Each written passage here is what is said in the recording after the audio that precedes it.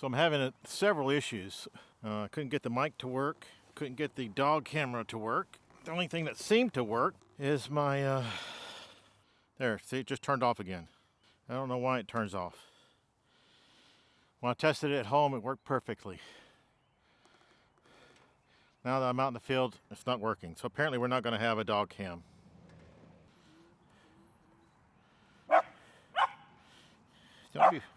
Don't be barking at people, dog. Yeah,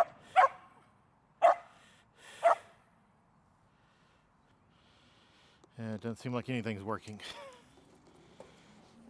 So this may be a bust recording because nothing seems to want to work. Technology. It's not always what it cracks up to be.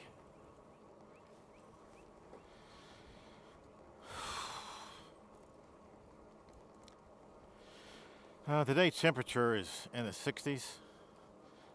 Might get into the 70s today. So that's about an hour and a half from today. So I kind of got my windbreaker on, although I probably don't need it. But I was thinking, I guess it's better to have it than not. So right now, if I'm moving, it's not so bad. But if I stop, I start getting hot. Turn right onto Beacon Hill Road.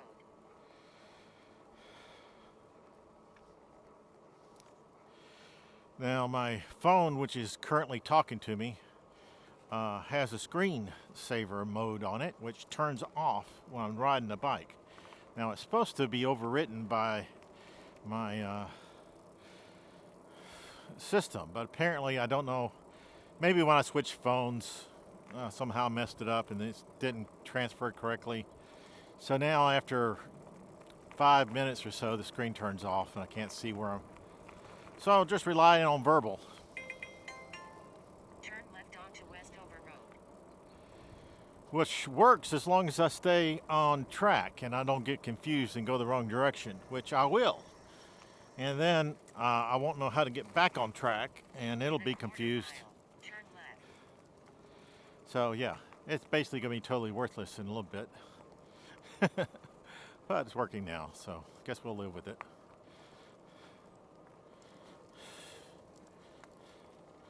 I thought about going without it because I do know the roads now, as opposed to 2 years ago I didn't.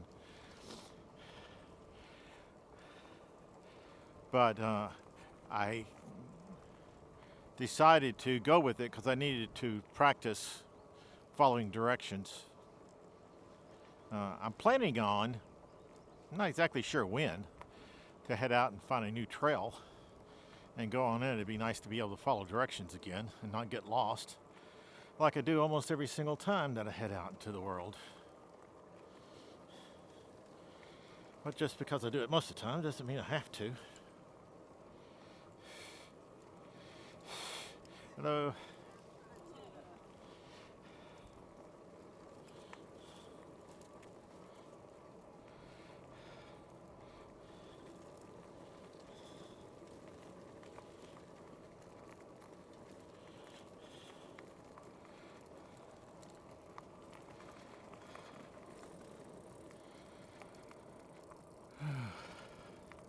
In any case, it's a very nice day. You might be able to see on the camera that there's basically no clouds in the sky. No puffy clouds.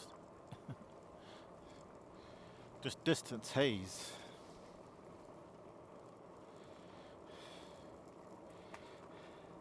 One of the things I was planning on doing is to hit the trails out at Harbinson Forest. But with all the rain, I was thinking, well, it might be closed. Turn left onto Knob Hill Road. Because it's frequently closed. The trails are between, I don't know, October to about March. Oh. And because of that, I pretty much don't head that direction during those months. The rain keeps all the trails wet, and you can't really ride on it when it's wet. They won't let you. And you shouldn't either, because you'll tear it up. So So I was checking to see, we've gone a couple days without rain, so I'm thinking, hey, maybe they'll be open. So I went to go check to see if they were open.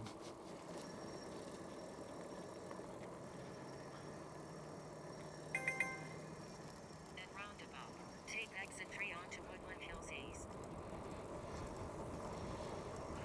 Take exit 3. I wonder how in the world you know what exit 3 is. I'm going to take this one. Is this a good one?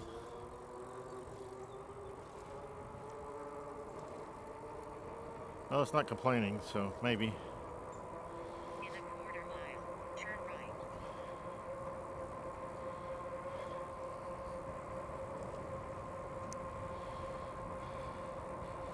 So I'm checking the website out to find out if it's open.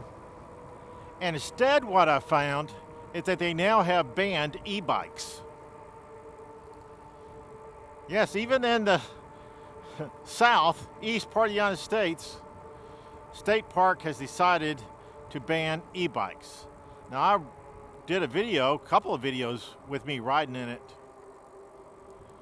not that long ago. I mean a year and a half ago, but not that long ago. And they were perfectly fine with it. I had asked them beforehand if it was okay to ride, and they said it was. So I'm quite surprised that they've now banned e-bikes from the state forest. Now, I was going to ride out there just to find out how well I hold up to all the bumps. Turn right onto Tower Lane. Problem I have is my knees. I have to pedal and stand up as I go over bumps. Ends up sometimes giving out on me now. Quarter mile, turn left. So because of that, I have quit trying to go to the state park or any trails that has a lot of roots in it, because I have to stand up as I go over the roots and my knees just can't handle that. But there's a section of that particular forest trail in which that's pretty wide, and you can ride without having to stand up. You can stay seated. And so that's the reason I was looking to go there. I was planning on riding in the major route, not taking any of the side ones. But turns out that they closed it, so that's to e-bikes. So that's sad for me. And sad for all the e-bike users. There's like 40 miles of trails through there. So that's 40 miles of trails that just been taken away from us, e-bike riders. I assume, and I don't know this, I assume it's because of the heaviness of the e-bikes. Creates more wear and tear on their trails that's frequently wet. Their trails are frequently wet. And riding on it on a 100-pound e-bike probably is not very good for the trails. But I don't know why they did it. I'd like to go find out, since it's kind of important to me to know these things. And if I find out, I'll share if they give me the actual reasoning for it. In a quarter mile, turn left. It could be that there was crazy e-bikers running around there going 50 miles per hour. I don't think we got any crazy e-bikers like that, but you know, maybe we do. I'm not on the trail all the time, so I can't say for sure. I did watch an e-biker on YouTube do a quote test on a bike trail with pedestrians on the bike trail and bikes on the bike trail and strollers on the bike trail, and his test was going to see if he could get his bike up to 50 miles per hour. He didn't do this on the road. He did this on a bike trail. It's people like that that's getting us banned.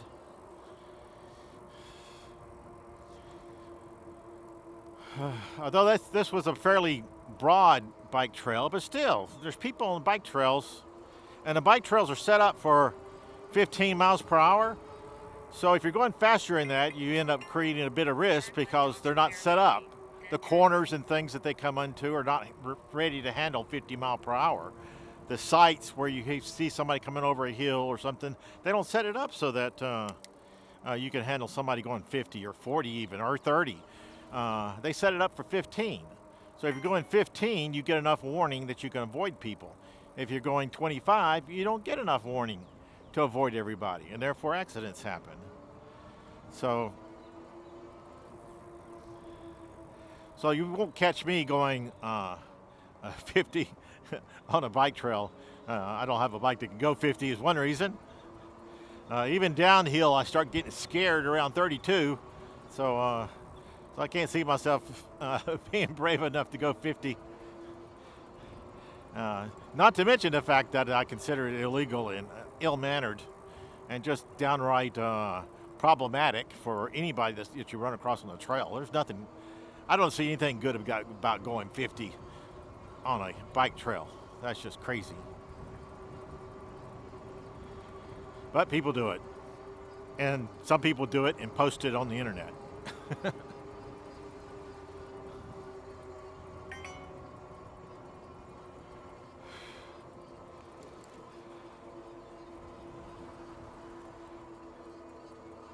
As y'all know, I like traveling around, I don't know, somewhere between 10 and 15 most of the time.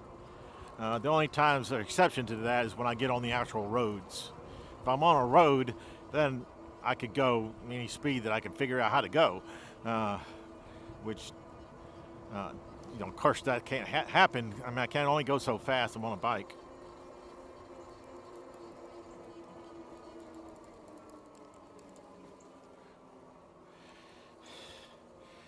But yeah, like even going up this hill here, I'll be going 10 miles per hour or so, 10, maybe 11.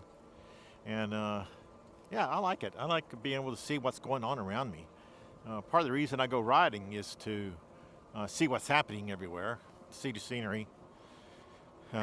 It's more fun if I'm on a trail, because on a trail you got a lot more interesting things to see. Through a neighborhood, I mean, there's some interesting things to see, but for the most part, you're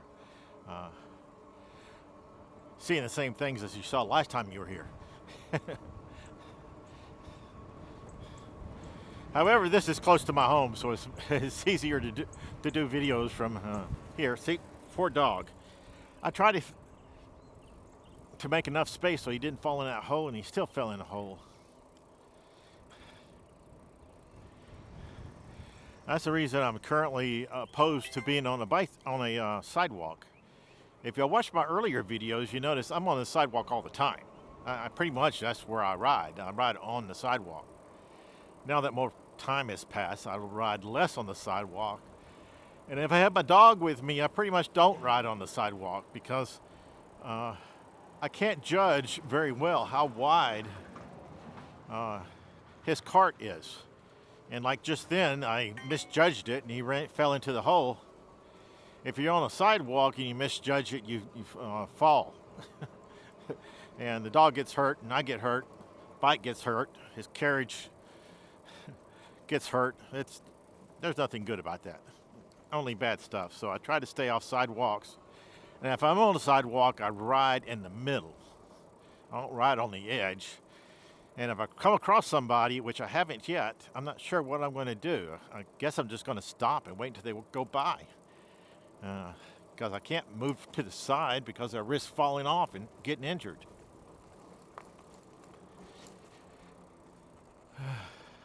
But when I'm driving through the neighborhoods, I can ride in the streets. And if I have my dog with me and I'm on a highway, I guess I'll be riding in the street for the most part.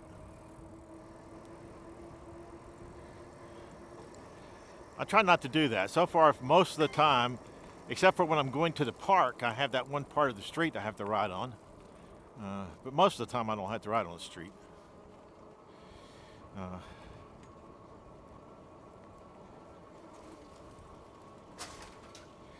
Now, this little part I'm getting ready to do, maybe I'm going to do. Let's see what this thing says. Wonder where it wants me to go.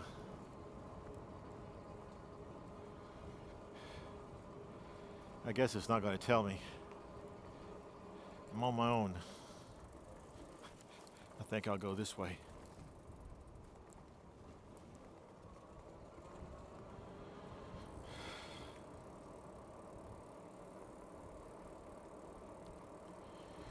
But when I cross the road up here, I'll cross the road onto the sidewalk, and I'll ride the center of the sidewalk for a short distance, and then I'll be back into a neighborhood. Yeah, what does that mean? I don't know what the sounds mean. It seems like sometimes.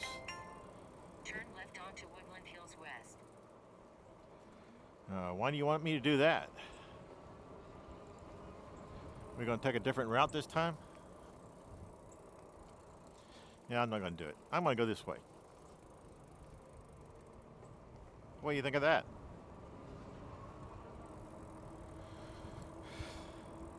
Yep, I'm arguing with my phone.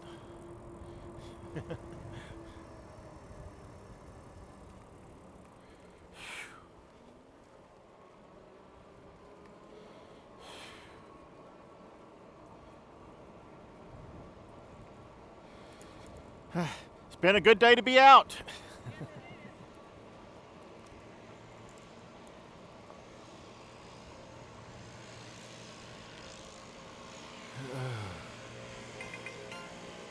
sharp right onto Old Shepherd Road. Okay, that's what I plan to do, turning a sharp right here.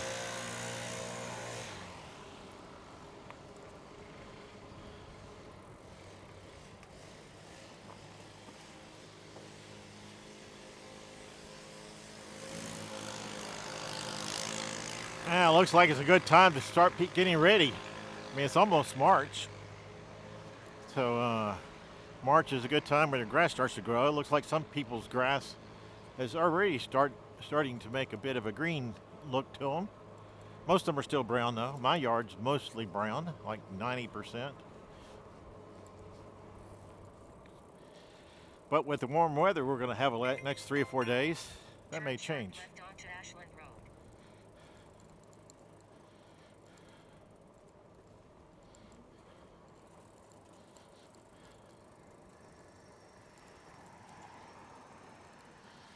Now I plan to jump on this sidewalk here as soon as I can get across. Because this road speed limit's faster than I can go. 35. So I'm going to ride the sidewalk here.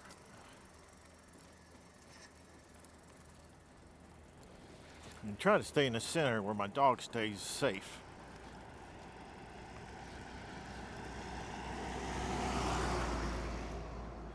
You know, sometimes the sidewalk has drop-offs here, like right through there. If I would have fallen off there, that would pull me off, and then I'd go rolling down a hill.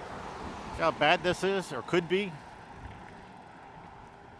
Yeah, sidewalks are dangerous.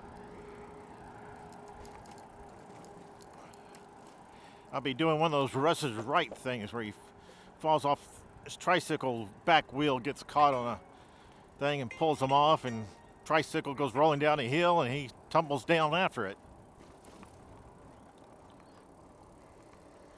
Almost like a Jack and Jill story, but not quite. It's a Russ and Trike story.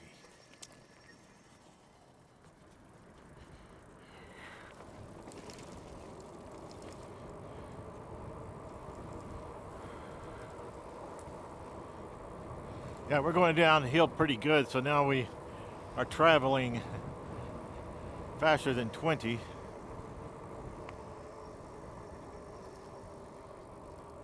I don't even know where we're at. I think I'm lost.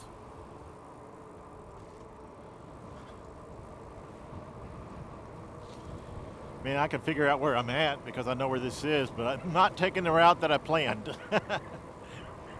So once again, I fail.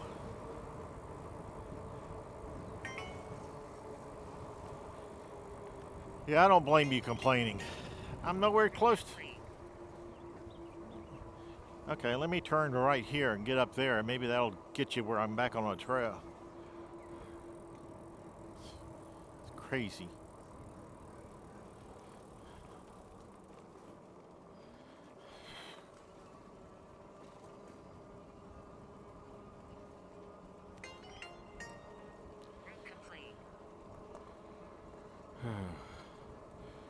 Route complete. Ride complete.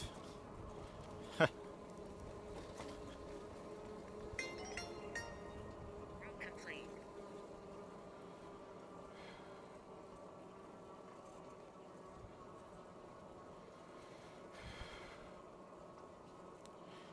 Well, anyway, besides the fact that I'm lost, my phone's not helping at all.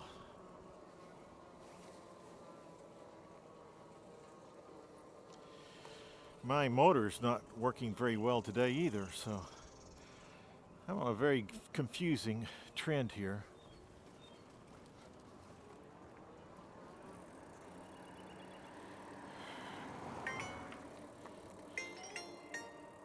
Route complete.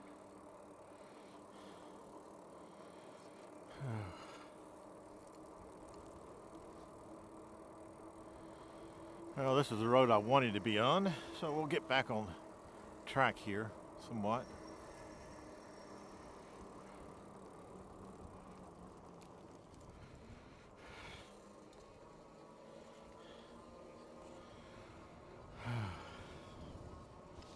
Well, one of the things I wanted to talk about in this trip, hopefully I can do it now if I don't keep getting lost, is the law changes in Hawaii. Now, I had talked not too long ago about the law changes in California that basically made all my e-bikes illegal to be on any of the trails and even the bike lanes.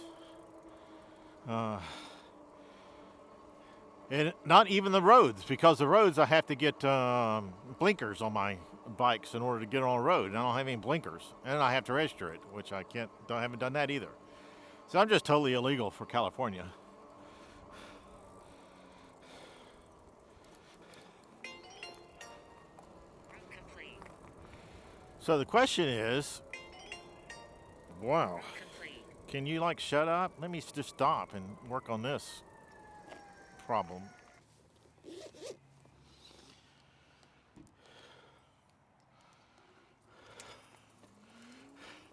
Did y'all hear the dog howling with the emergency vehicles? That was funny. They were howling in tune also. It wasn't like they were out of tune.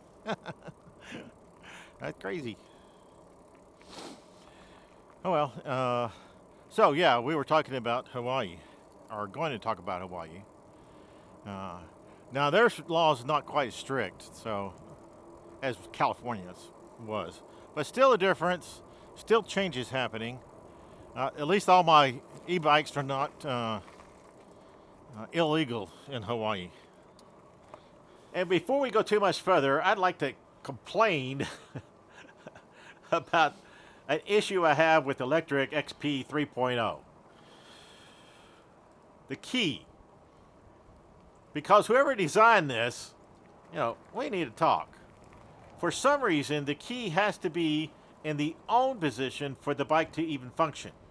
And where is that key? It's facing straight down. So every time I ride, my key is just hanging there, waiting to get smacked by a rock, a stick, or my own foot. Why is this a thing? Why didn't they put it somewhere safer? Now don't get me wrong, the XP 3.0 is a good bike, fun to ride, solid performance, but this key placement, it's a disaster waiting to happen. So, what do I plan to do about trying to stop this from breaking? I'm going to try to use this rubber disc cover that I found to protect it from dirt and debris. Won't stop it from breaking, but, since you're throwing dirt all over it, at least it'll keep the gunk out of it. Some people have started using shoulder duplicate key or using a folding key extension. That way, if something hits it, there's less chance of it snapping. None of that's really that great thing, so the best solution right now is just being extra careful when you park and ride. Not exactly what I want to say, not exactly what I want to do, but here we are. If you ride an Lectric XP, how do you deal with the issue? Drop a comment. I'd love to hear what other riders are doing. Okay, let's look at this Hawaii new e-bike classification. First up, how e-bikes are classified in this system. Hawaii is now using the same system as many other states, splitting e-bikes into 3 categories. Class 1, pedal assisted only, motor starts helping at 20 miles per hour. Class 2, throttle powered, but still maxes out at 20 miles per hour. Class 3, pedal assisted only, but maxes out at 28 miles per hour. So what's different? Before, e-bikes were defined by their motor power, 750 watts less. But guess what? Wattage is no longer in this rule. It's gone. Yep, you heard right. Hawaii's new law doesn't mention wattage limit anymore. No more less than 750 watts rule. Only speed determines whether an e-bike is legal. Now, I've done some research, and there is some thought that maybe the 750 or less than 750 watts still apply. But in the new law they just passed, they do not mention it. So in theory, you could have 1,000 watts or even 1,500 watt motor as long as it doesn't exceed the speed limit. So is this a loophole or intentional shift? If the goal is safety, focusing on speed rather than power actually makes sense. So a 500 watt e-bike going 35 miles per hour is more dangerous than a 1,000 watt e-bike capped at 20 miles per hour. So shifting the law to focus on how fast an e-bike goes instead of how much power it has is actually a step in the right direction. Even if the 750 watts rule applies, they're talking continuous power, and therefore you can for a few seconds exceed 750 and have 1,000. But there's debated whether or not the 750 watt law even applies anymore, since mileage is now the top priority.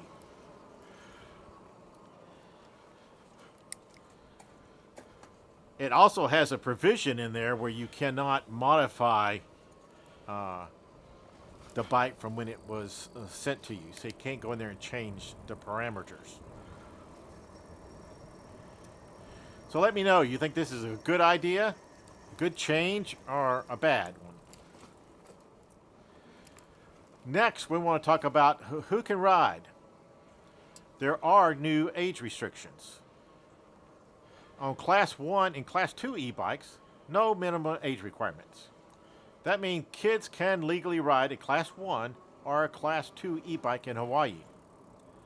Class 3 e-bike, you must be at least 15 years old to ride one. Why the restriction?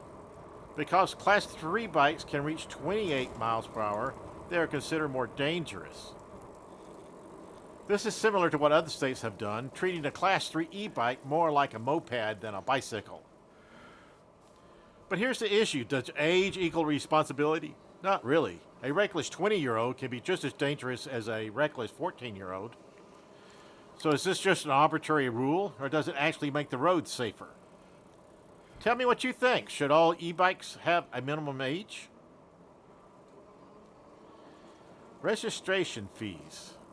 Let's talk money. Because yes, e-bike registration is now a thing in Hawaii. Here's what the law says. All e-bikes must be registered. The registration fee is $30 as a one-time permanent fee. Class 3 e-bikes may have additional registration cost, but they haven't set that amount yet.